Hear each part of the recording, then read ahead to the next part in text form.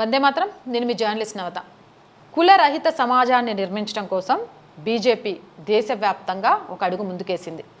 Sant Ravidas G 650వ Prakash Parv సందర్భంగా దేశవ్యాప్తంగా దాదాపు 7 నెలల పాటు సమరసత సంకల్ప అభియాన్ అనే సుదీర్ఘ ప్రచార కార్యక్రమాన్ని ప్రారంభించింది.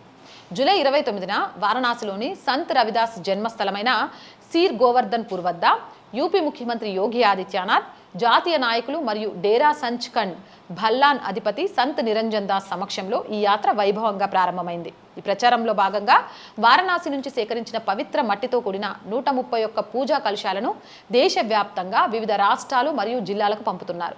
ఈ అభియాన్ ద్వారా దేశంలోని 21,000 ప్రాంతాల్లో సామాజిక సమరసతా కార్యక్రమాలను మరియు 51,000కు పైగా ఆలయాలలో దీపోత్సవాలను నిర్వహించేందుకు బీజేపీ ప్రణాళికలు సిద్ధం చేసింది.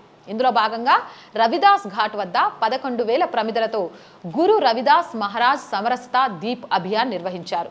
సంత్ రవిదాస్ చూపిన సమానత్వం, కులరహిత సమాజం, సామాజిక ఐక్యత అనే సూత్రాలను ప్రజల్లోకి తీసుకెళ్లడమే ఈ యాత్ర ప్రధాన లక్ష్యంగా పార్టీ ప్రతినిధులు చెబుతున్నారు.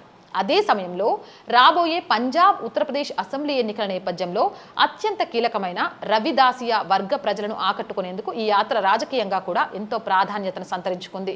ఏదేమైనా సమాజంలో, హిందూ సమాజంలో ఉన్న అసమానతలను తొలగించడంలో బీజేపీయే కాదు, హిందూ పౌరులంతా కూడా ఏకమవ్వాలి.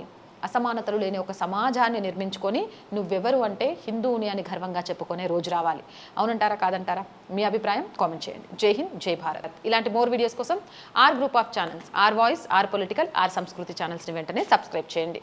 కంటెంట్ బాగుంది అనిపిస్తే లైక్ చేయండి, షేర్ చేయండి, మీ అభిప్రాయాన్ని కామెంట్ చేయండి. అండ్ ఆర్ వాయిస్కి ఆర్థికంగా చేయూతనందించండి. ఆర్ వాయిస్కి సపోర్ట్ చేయాలి అంటే సబ్స్క్రిప్షన్ పక్కనే జాయిన్ అనే బటన్ ఉంది. 1 to 5 లెవెల్స్ ఉన్నాయి. ఏదో ఒక లెవెల్లో సపోర్ట్ చేయండి. లేదా స్క్రీన్ మీద గూగుల్ పే, ఫోన్పేతో పాటు అకౌంట్ డీటెయిల్స్ ఉన్నాయి. మీకు తోచిన సహాయాన్ని అందించండి. వ్యాపార ప్రకటనల కోసం 8328 500 576 నెంబర్ని సంప్రదించండి. జై హింద్, జై భారత్.